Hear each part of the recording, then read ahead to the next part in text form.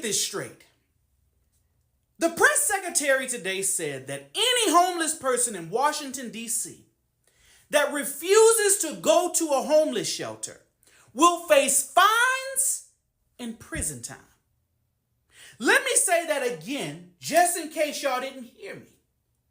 A homeless person will face fines. They're homeless. With what money? Hi guys, welcome back to the channel. Thank you so much for clicking on today's video. I really do appreciate your love and your support. So I came across this video and I thought to share. So Trump is out here talking about helping the homeless in DC, but let's keep it real. This whole thing is not what it looks like. He claimed he's offering shelter, but anyone who is actually worked inside shelters knows it's not a viable option. They are overcrowded, unsafe, and in many cases worse than being on the street. So I'm going to play you a clip from a man who actually worked in these shelters, and trust me, once you hear his experience, you'll understand why this whole thing is more about control than care. So guys, let's dive into it. I'll be right back. Homeless individuals will be given the option to leave their encampment, to be taken to a homeless shelter, to be offered addiction or mental health services, and if they refuse, they will be susceptible to fines or to jail time. So I've worked in 2 shelters. I worked in a youth shelter and I worked in an adult shelter as a case manager and as a housing navigator. I've also stayed in a shelter. And I want to talk about how when she says that they are going to transport people experiencing homelessness to shelters, otherwise they're going to face fines or be arrested, how being transported to a shelter is actually not a viable option. First of all, there is no way that they have enough beds to house all of these people. How do I know this? Because under ordinary circumstances, when this isn't happening in DC, we did not have enough beds. There were days where it was snowing and we had to turn people away knowing that if they had to sleep outside, they were probably gonna die. And if you're trans, your options are to either go to a shelter that corresponds with your sex assigned at birth, if they'll let you in, or to find a gender-affirming shelter, which there are so few of that if you do finally find one, the chances that they have a bed are so slim. Second, a lot of these folks are already banned from shelters because of their declining mental health or their substance use. And newsflash, when you are living on the streets and you have no protection and society does not care about what happens to you, you use substances to try to stay awake. Also, did you know that you can get kicked out of a shelter for someone else trying to fight you?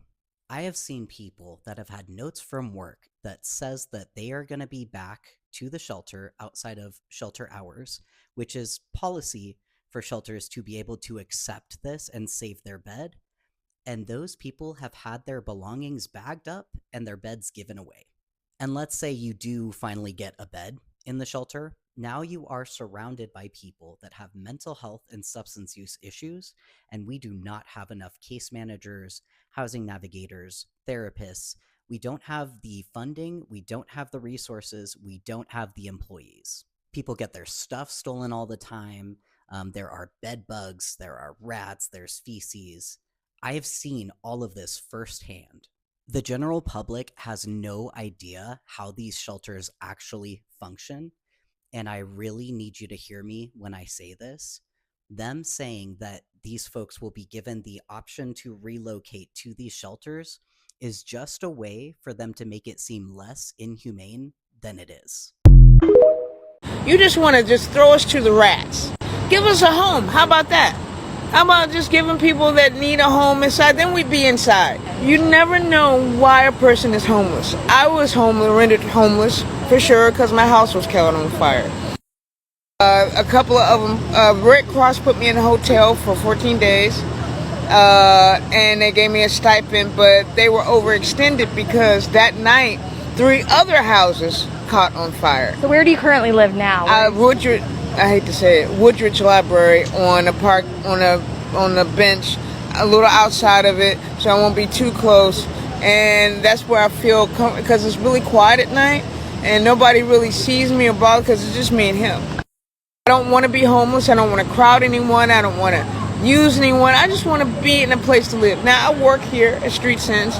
I could make better income if not my health was well, but it's not that I'm totally broke right now. But it's better to have money and be homeless than be broke and be homeless. You know what I mean? So I can't scoff at my money, but I'd rather have a house and have money too. So President Donald Trump has declared martial law in Washington, D.C. against the homeless and has deployed over 1,000 federal agents to help assist in cleaning up the streets in Washington, D.C., saying that he wants to bring the city back to the beautifulness that it once was. And because of the homeless people, crime rates have soared through the roof. Here's my input on the whole thing about homeless people are driving the crime rate up. Homeless people aren't the only ones who commit crimes. Homeless people are not walking around with cell phones. Homeless people are not walking around with firearms. Homeless people really don't have the means to really commit crimes. I'm not saying they're not able to commit a crime. What I'm saying is that they don't actually have the means to commit crimes. Majority of the crimes are committed by people in households, people who live in a nice household, in a nice area. Those are the ones who's committing crimes. So to sit there and put these people down, knowing that they're already going through enough. You guys know how embarrassing it is to be homeless. Those people that are homeless are somebody. They was once a businessman, a businesswoman. They once had a regular job, just like you and I. They once had a life. Some of those people were married in the military. Some of those people that's homeless are freaking veterans, man, that's living on the streets. And now to add insult to injury, you're going to televise them being removed just for more public attention to bring more stress and more humiliation to a situation that's already stressful and humiliated enough. I think that is diabolical. I think that there's other ways to do that. We have bigger crimes going on in this country to be worried about homeless people sleeping on the streets of Washington, D.C. What about the homeless people that sleep on the streets of Texas, Indiana, Michigan, Detroit, Alabama, Arkansas? What about all these other people, man, that's homeless? Your only goal is to clean up the streets of Washington? For what? It's not going to make a difference, man. So let's just say if they are on the streets of Washington committing crimes, so you're going to put them in another city where they can commit more crimes and drive the crime rate up even higher in that city and state? Make it make sense to me, man. I'm just saying. Trump is for the people, he really understands us. Really. So, when he demands that all the homeless folks in Washington, D.C. get up and leave and, quote, go far away, you think that demonstrates how for the people he is? Homeless people who are well known for their flush with cash status and ability to make drastic life choices on the drop of a fucking hat? This miserable prick has never experienced life without a golden spoon up his ass, and you're sitting there acting like he's one of us. Let me learn you something here, Cletus. You are now, and always will be, closer to homeless than you ever will be to Trump.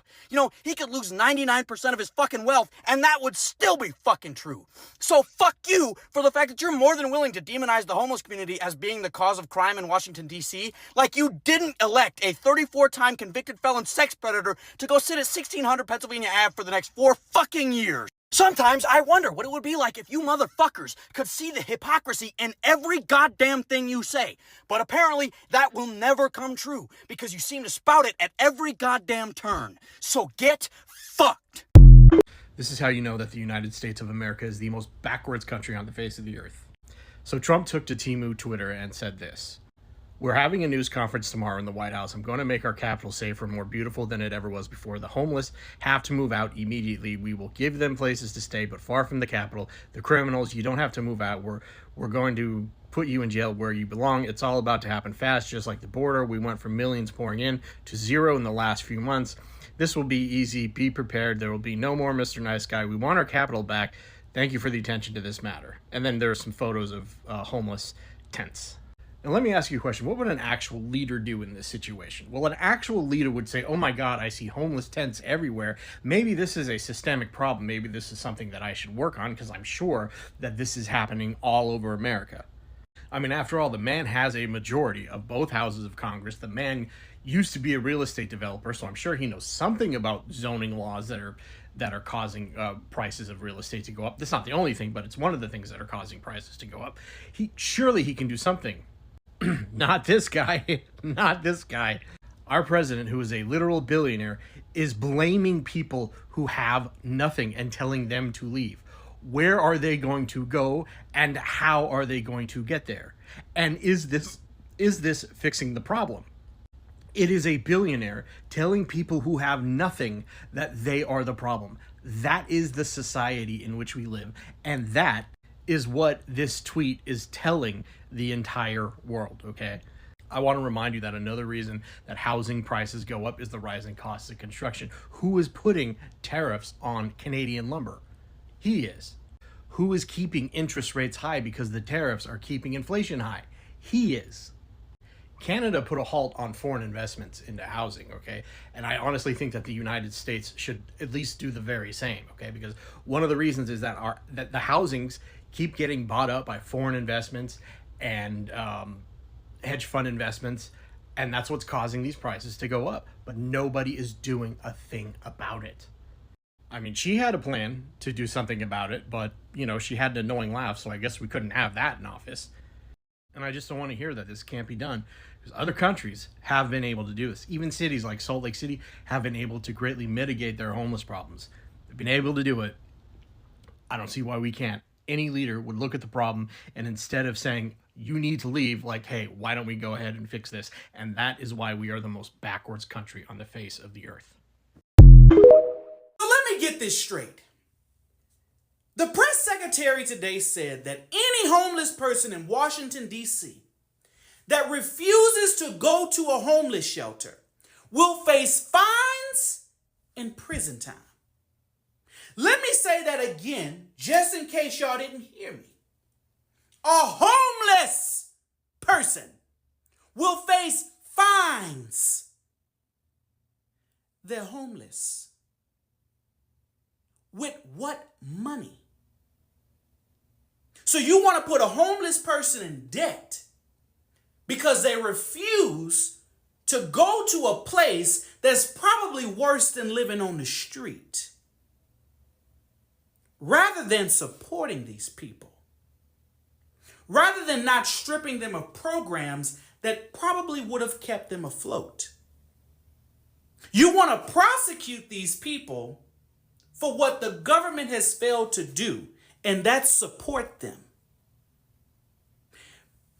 Make that make sense.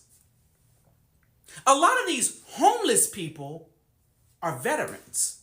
A lot of these homeless people are probably like the millions of Americans who are one paycheck away from being homeless. They just so happen to miss that paycheck. The lack of compassion and empathy from this White House is grotesque. Donald Trump claims there's no room for the homeless in Washington. They have to go. Now, he tweets this out today. We're having a news conference tomorrow in the White House. I'm going to make our capital safer and more beautiful than it ever was before. The homeless have to move out immediately. We will give you places to stay, but far from the Capitol. The criminals, you don't have to move out. We're going to put you in jail where you belong. And it's all going to happen really fast, just like the border. We went from millions pouring in to zero in the last few months. This will be easier. Be prepared. There will be no more Mr. Nice Guy. We want our capital back. Now remember, last month, Donald Trump signed an executive order making it easier for cities to remove the homeless people. Looks like he's sticking to that plan. He wants to clean up Washington. He wants to move the homeless people so far away and bring the criminals to justice. Seems like he has a lot on his plate. Like, what's gonna happen next? Where will we go? It's one of many signs within the massive homeless encampment at Columbus Park in San Jose. Starting next Monday, the city will begin clearing people out. We keep hearing the hotels are going to be open, the hotels aren't going to be open. The tent city's going to be open, it's not going to be open. Founder of the Unhoused Response Group, Sean Cartwright, was at the encampment all day on Monday. She said earlier that morning, people living in their RVs found out about what's called an RV buyback program the city is offering. So the buyback program is if you want to sell your RV, you'll get $2,000, but only on your way to the hotel. And I know people will say, well, you had notice because it's been posted for months, but nobody knew the details that there was even going to be a buyback program. We spoke with Jerry Drawhorn, who said that buyback program doesn't work for him. They couldn't give me what this is worth. Mayor Matt Mahan said the abatement at Columbus Park will be over the course of 3 months. But again, this will be slow, methodical, thoughtful. We don't use the word sweep because we're not sweeping people away. We're offering people housing, shelter, safe places to go, and we will be very methodical about that. There aren't enough shelter beds for every unhoused person in San Jose, but the hope is more and more sites will continue to open. Home First CEO Renee Ramirez met us at the Safe Sleeping site off Taylor Street. Tents will go on the black platforms. It was expected to open in June, now first week of September. The hope is that this happens over time as shelter opportunities come online, right? I don't think we're expecting everyone to be off of Columbus Park next week. We expect the abatement process to begin next week. Ramirez said the former Bristol Hotel, one of the 5 hotels the city is converting into temporary housing, is expected to be open at the beginning of next week. In San Jose, Lauren Martinez, ABC 7 News. And this right here tells you everything you need to know. This was never about providing real solutions or compassion. It's about optics, control, and criminalization. Because if you've ever stepped foot into a shelter or spoken to someone who have, you know it's not some magical fix.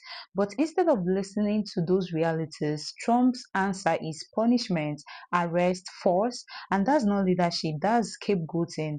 Anyway, I want to hear your thoughts. Do you think this plan was ever about helping, or was it always about pushing people out of sight? Drop your thoughts in the comments. Let's talk about it. And if you found this breakdown helpful, please don't forget to like, share, and of course subscribe to support the channel. I will see you in the next one. Bye.